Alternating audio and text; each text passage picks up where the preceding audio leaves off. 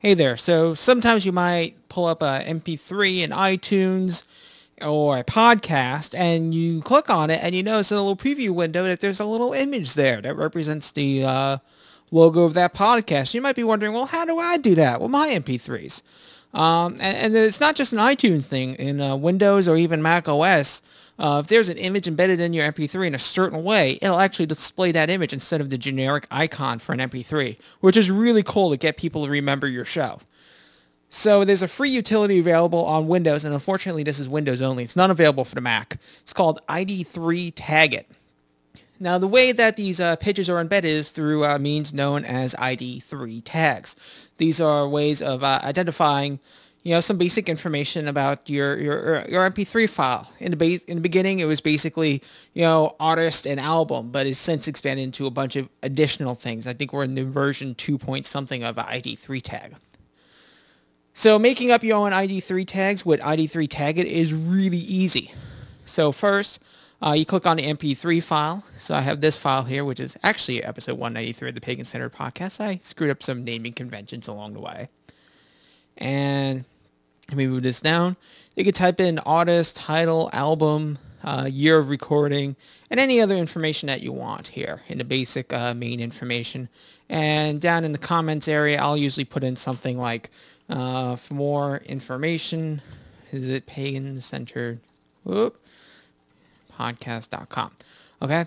And then you could just go ahead and add comment and it'll move it on down here into the file.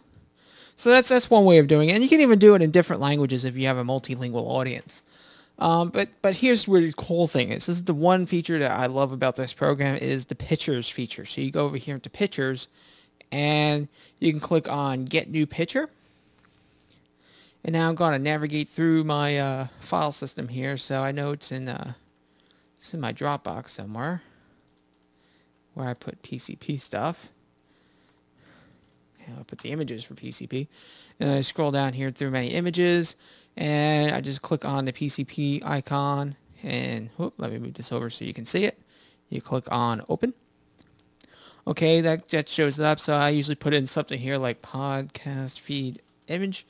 Now here's the important part. You need to check this. You need to check this box called include picture within the MP3 when saving. If you do not do this, this does not work the way you want. Also, additionally, after you check that button, click add picture. Otherwise, again, this will not work. And now as you can see here, it's included in your MP3. You just click OK. And if you click away, you'll see that if you just need to click save to apply your changes. And then once it's saved, that's all done. Now, you don't need to do this for every single MP3. When you get a show that has a lot of episodes, like the Pagan Centered Podcast has over 200 episodes as of recording this, you really don't want to be typing that stuff all the time. So there's a little bit of shortcut. So I'm going to show you podcast archive, published, PCP. And now I'm going to have it load every single MP3 in my little archive. It's always good to make a backup of your own podcast. Even if you upload to archive.org or whatever, you never know when these sites are going to go down or delete your account or whatever. So go ahead and make your own backups of that stuff, which is what I've done here, which is really useful for this purpose. So I'm going to go ahead and find a recent episode of PCP. And what I'm going to do here, let me scroll down. Go to right click, copy tag information, copy version 1 and 2. And what this is doing is not copying the content of the MP3, not the audio. All it's doing is taking the ID3 tag information and copying it to the clipboard, and then you could paste it. And now I click on more so you can look at the actual information. You'll see it has all this stuff from episode 191. Since this is 193, I'm going to just slightly modify a few things to reflect that it's episode 183.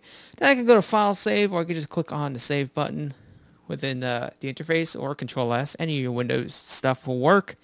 And that's it. That's how easy it is to make a professional looking image. A few tips regarding the image itself. I recommend using 600 pixel by 600 pixel, the type that iTunes requires. That'll get you the best image quality across everything. Stuff that doesn't need an image that big, we'll just scale it down. So when you got a graphic artist making your podcast feed image, make sure it looks good as low as an icon level, so maybe 64 pixels or by 64 pixels or smaller, but then it also looks well at 600 pixels by 600 pixels. That's kind of a hard thing to do. Make sure you get a good graphics designer to do that for you. So that's it for the commentary. It's really that easy. Good night, everyone. As always, if you have any questions, just drop me a comment here on YouTube.